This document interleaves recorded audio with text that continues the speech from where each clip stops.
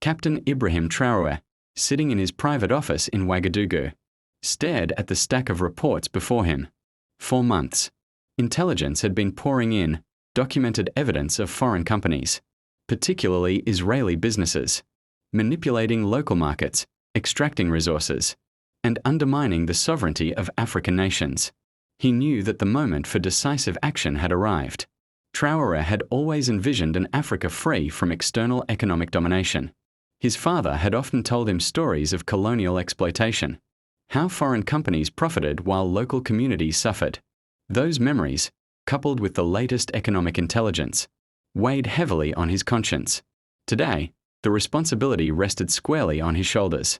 Across the continent, African leaders were watching Burkina Faso closely. Many admired Traoré's boldness, while others whispered concerns about potential backlash. The challenge was immense. Israel had long-standing economic ties in Africa, and Netanyahu himself had maintained a network of business and diplomatic relationships that spanned decades. Traoré's decision would be historic and perilous. He picked up a pen and began drafting a proclamation. Every word had to resonate not only with his people, but with the entire African continent. This was not a move against any individual. It was a declaration of economic independence, a statement that Africa would no longer allow foreign powers to exploit its wealth. By late evening, the announcement was finalized. The message was clear: all Israeli businesses operating across Africa would be shut down immediately. Traoré knew this decision would send shockwaves around the world. International media would react, diplomats would protest, and economic analysts would scramble to calculate the fallout. But Traoré felt a profound sense of purpose. He recalled a conversation with a young Burkinabe entrepreneur earlier that week. The man had spoken of being unable to compete against foreign conglomerates, of seeing his profits siphoned away to distant countries. Traoré remembered the frustration in his voice, the hopelessness. That voice echoed in his mind as he prepared to take action. That could redefine the future of Africa. Even as he signed the official decree, Traoré felt the gravity of what he had just set in motion. This was more than policy. It was a statement of identity, a bold claim that Africa was ready to govern its economic destiny. And as news of the decision began to leak to journalists and social media, he knew the world was about to witness a historic turning point. The following morning, the streets of Ouagadougou were unusually quiet. News crews had gathered outside the presidential palace, their cameras trained on the balcony, where Captain Ibrahim Traoré would address the nation. The world was watching, unaware that an announcement was about to challenge decades of economic convention. At precisely 10 a.m., Traoré stepped onto the balcony. His uniform, crisp and immaculate, reflected the weight of his authority. He took a deep breath and spoke with unwavering clarity. Today, Burkina Faso takes a historic step toward economic sovereignty. All Israeli businesses operating within Africa will cease operations immediately. This is a message to our people, to our continent, and to the world. Africa's resources belong to its people, and no foreign power will dictate our future. The crowd erupted in a mix of cheers and stunned silence. Social media exploded within minutes. Videos of Traoré's speech circulated across the globe, shared by millions. Analysts immediately began debating the potential consequences. In Jerusalem, Prime Minister Benjamin Netanyahu was reportedly stunned.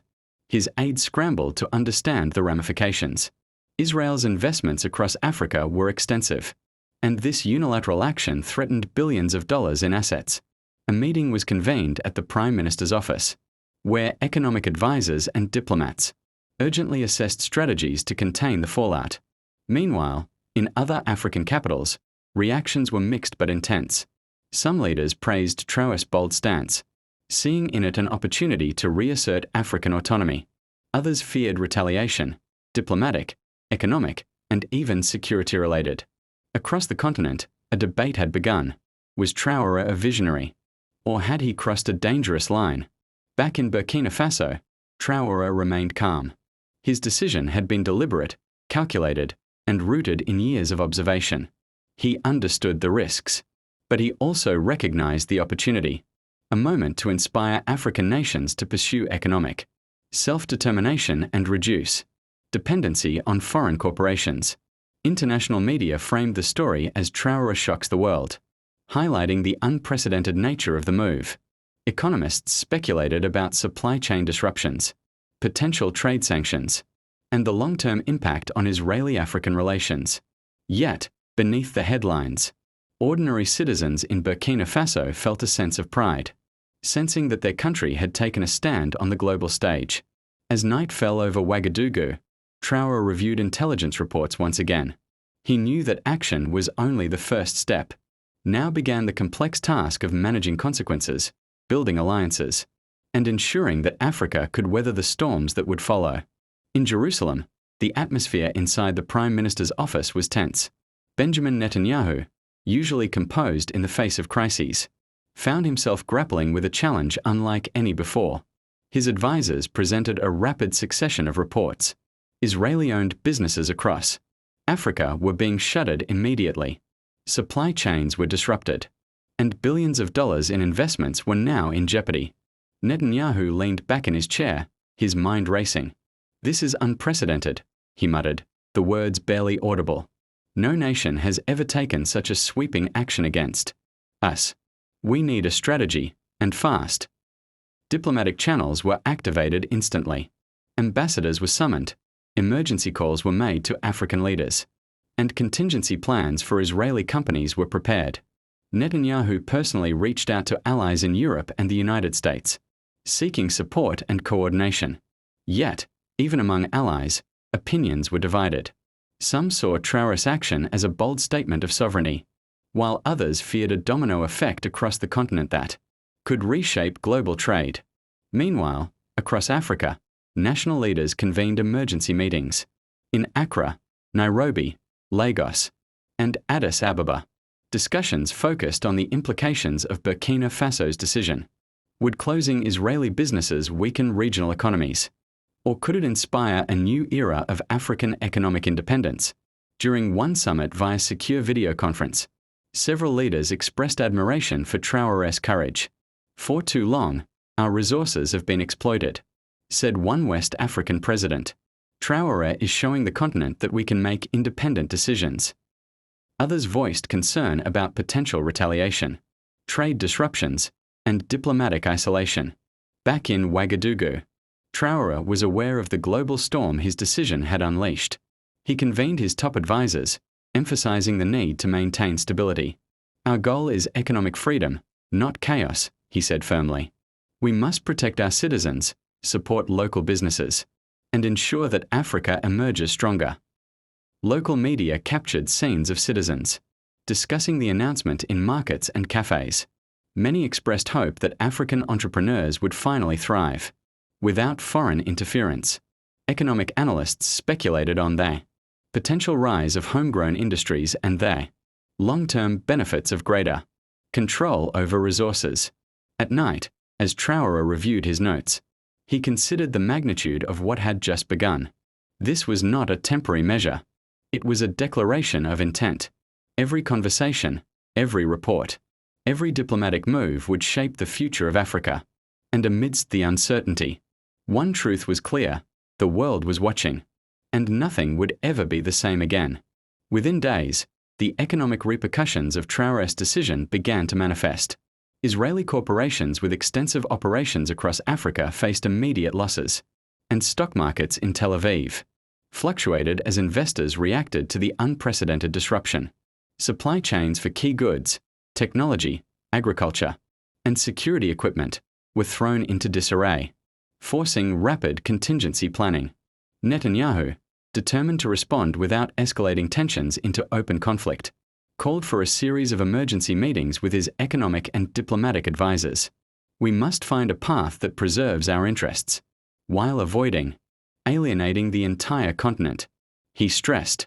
Strategists debated potential sanctions, trade restrictions, and political pressure campaigns. Yet every option came with high risks. A heavy-handed response could unify African nations against Israel even further. Meanwhile, Traoré did not wait for the storm to dictate his next move. He began reaching out to neighboring African leaders, proposing a series of continental economic forums aimed at strengthening local industries and creating Pan-African trade agreements.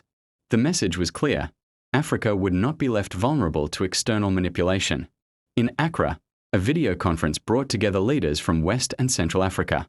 Traoré addressed the assembled presidents and prime ministers. We face challenges, yes, but together, we can ensure that our resources benefit our people. Our independence is not just political, it must be economic as well. The response was cautiously optimistic. Some leaders voiced concern about immediate disruptions, but many praised Burkina Faso's initiative as a wake-up call for Africa to assert its economic sovereignty. By forming alliances and coordinated policies, Traoré hoped to reduce the risk of foreign retaliation and demonstrate unity. On the streets of Ouagadougou, citizens reacted with a mix of pride and cautious optimism. Small business owners felt a surge of hope that their ventures would finally have a chance to compete on equal footing. Markets buzzed with discussion, and local media highlighted stories of entrepreneurs already preparing to expand. Traoré's decision had ignited not just political change, but a wave of economic ambition among ordinary Africans. At the same time, the international press dissected every nuance of Traoré's strategy. Analysts debated whether this bold move would trigger long-term prosperity or a period of instability. Yet amid the uncertainty, Traoré remained steadfast. He had made the choice deliberately, fully aware of the risks, because the potential reward, a continent capable of self-determination, was far greater than the temporary discomfort of disruption. As night fell over Ouagadougou, Traoré reflected on the day's events: economic upheaval, diplomatic tension, and a wave of continental solidarity, all were now intertwined. He understood that the coming months would define Africa's future, and that leadership required courage, foresight, and unwavering commitment. In Jerusalem, Netanyahu convened a series of confidential strategy meetings. His advisors presented scenario analyses, highlighting the potential ripple effects of Traoré's bold move. Israel's economic foothold in Africa was at risk, and international partners were growing anxious. We need to act decisively, but without escalating conflict, Netanyahu emphasized, leaning over a map detailing Israeli business operations across the continent. Discussions ranged from diplomatic lobbying to targeted economic interventions. Ambassadors were instructed to meet African leaders discreetly, stressing the benefits of maintaining established trade relations. Special envoys were dispatched to key capitals, offering incentives, development aid, and partnership proposals in hopes of softening Traoré's influence. Yet even these efforts faced an uphill battle. Many African leaders were inspired by Burkina Faso's stand, feeling empowered to assert their own economic sovereignty. Meanwhile, in Ouagadougou, Traoré's government launched a campaign to consolidate popular support. Public statements emphasized that the shutdown of Israeli businesses was not punitive but protective, meant to safeguard Africa's wealth and promote local entrepreneurship.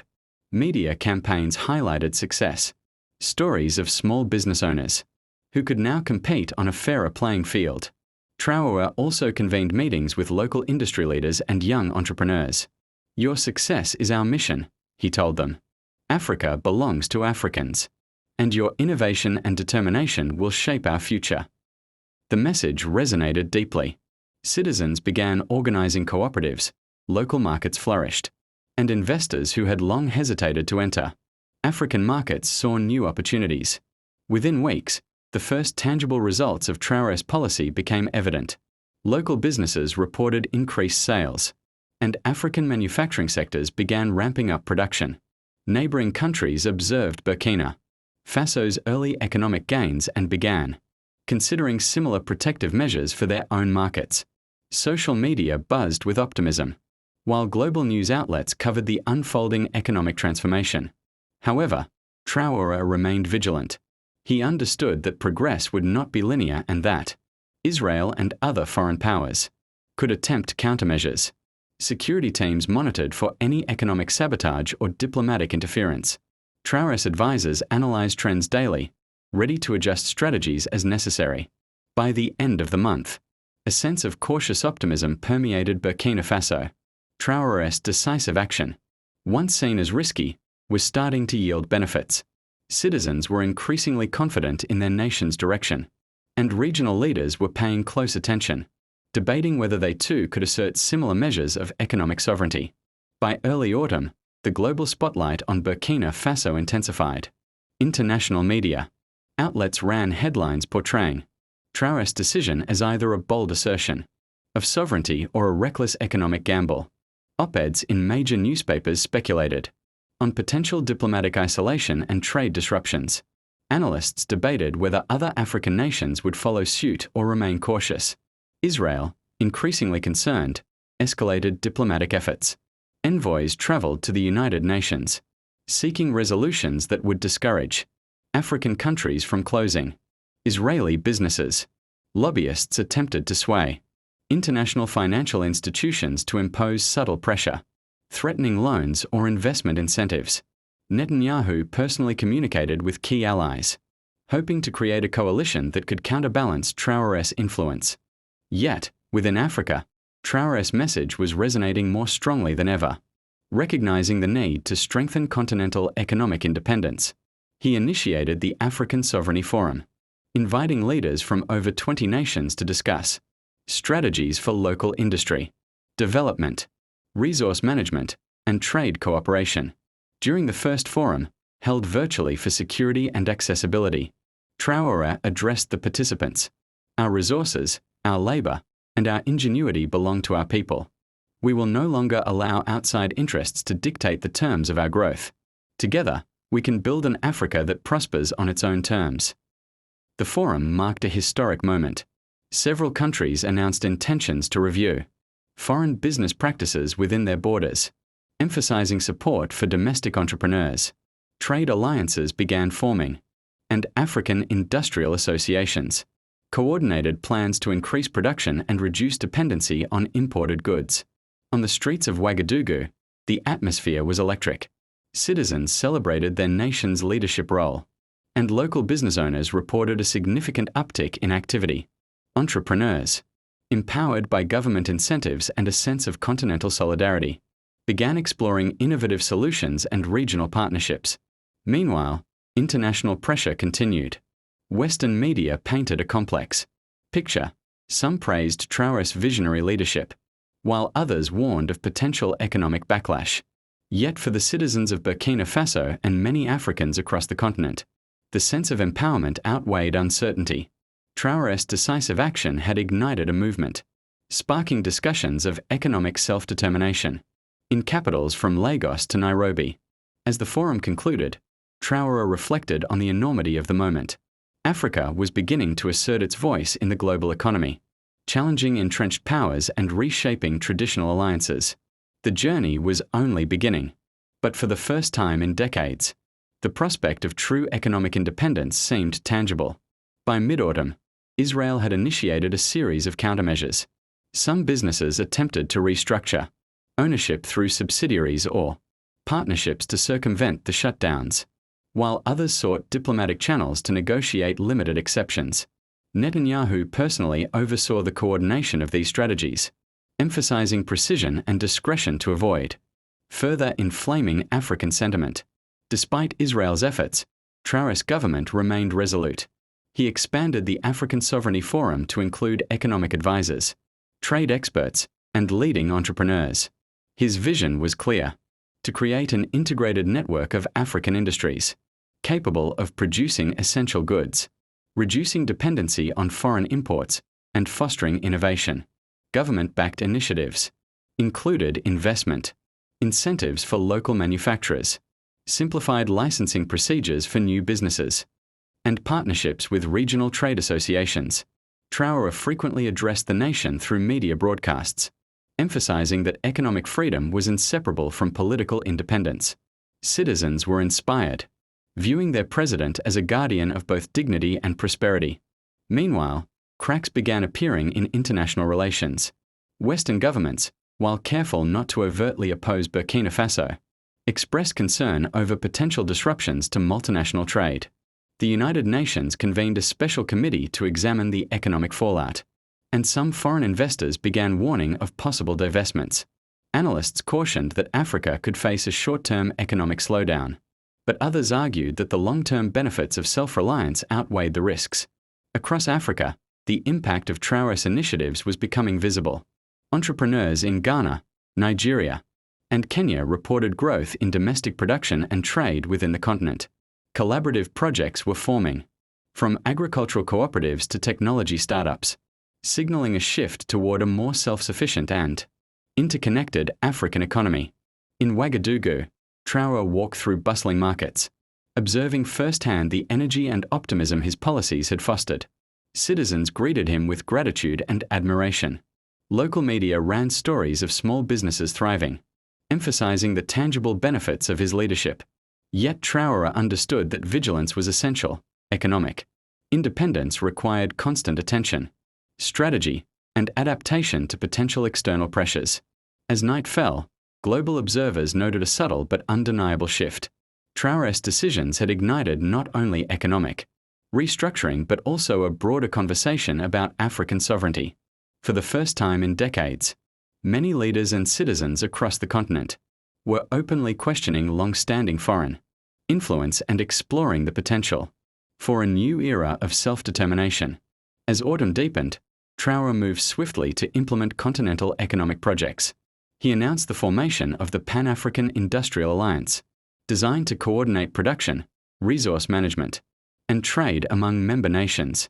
This alliance aimed to strengthen African industries, reduce reliance on foreign imports, and create new opportunities for regional entrepreneurship. Governments across West and East Africa responded positively.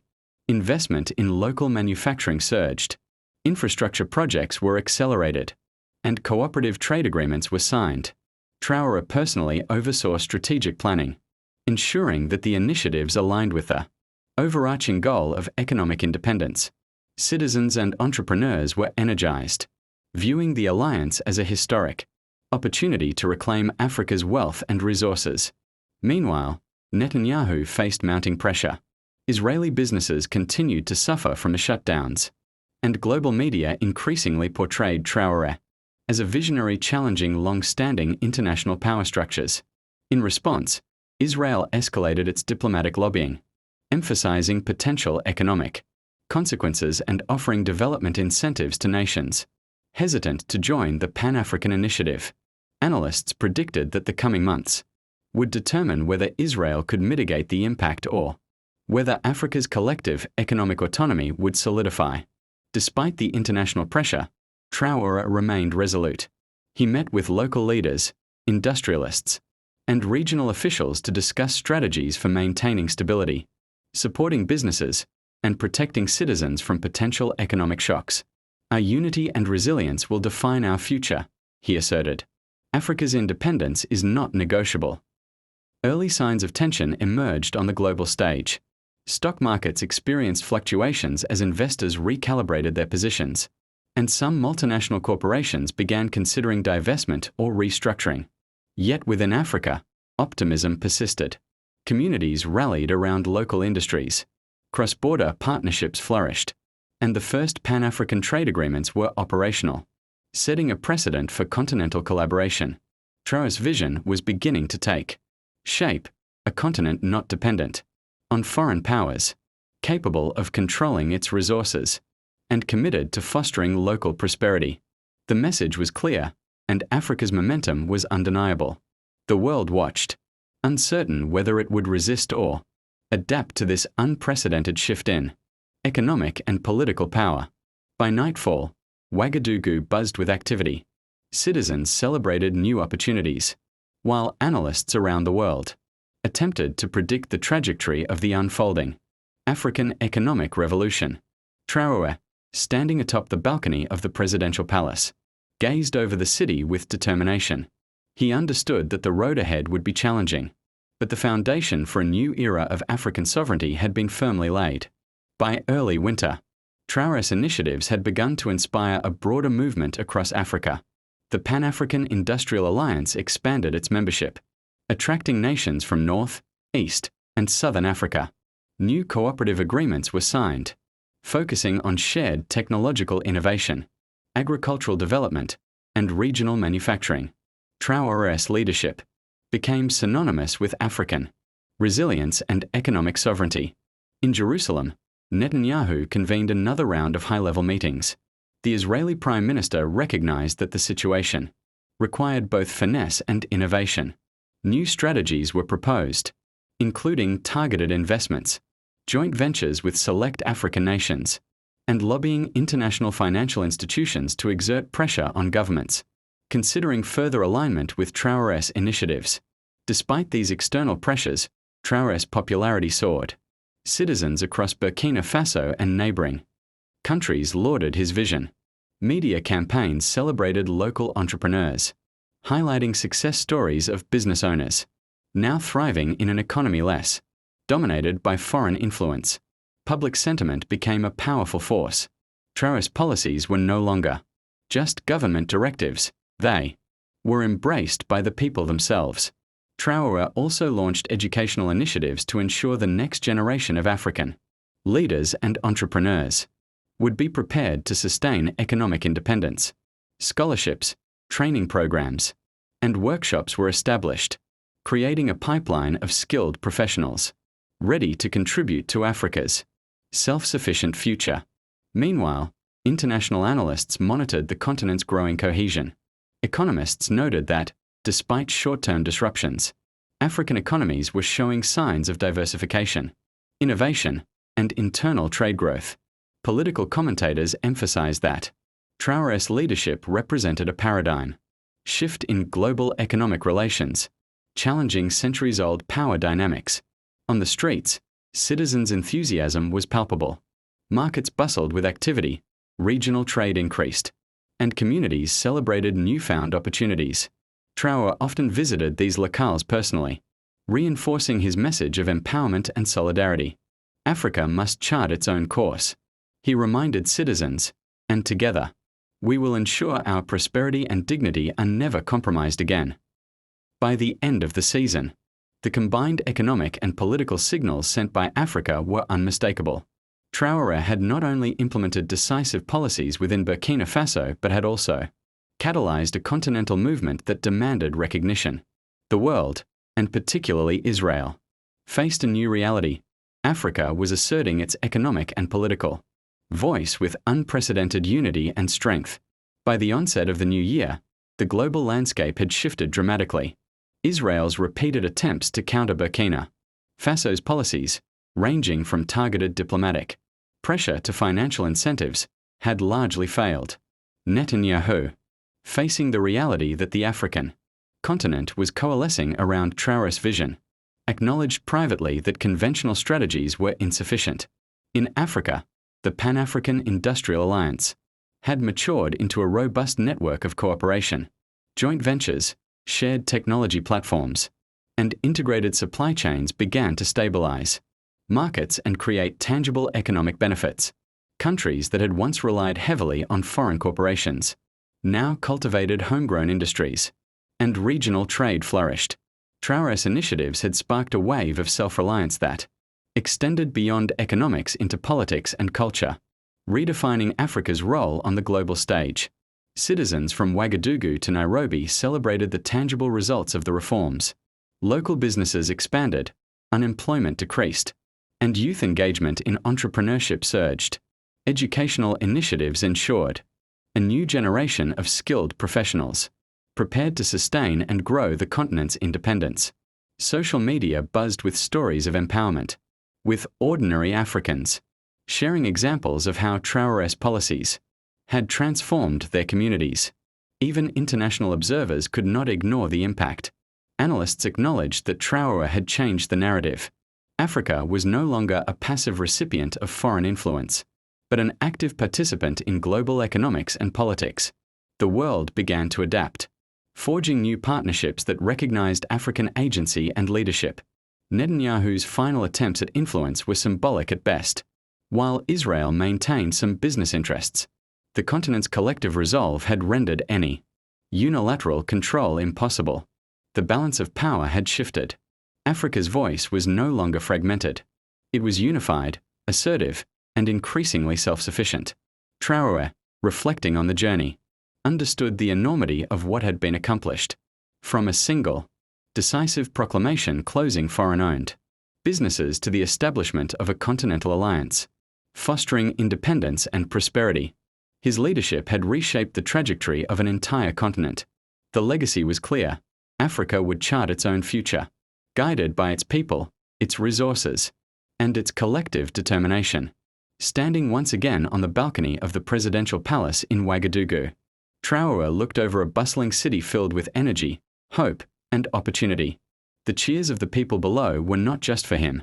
They were for Africa itself, a continent awakening to its power, dignity, and limitless potential. History would remember this moment as the turning point when Africa reclaimed its economic sovereignty and proved that unity, vision, and courage could reshape the world.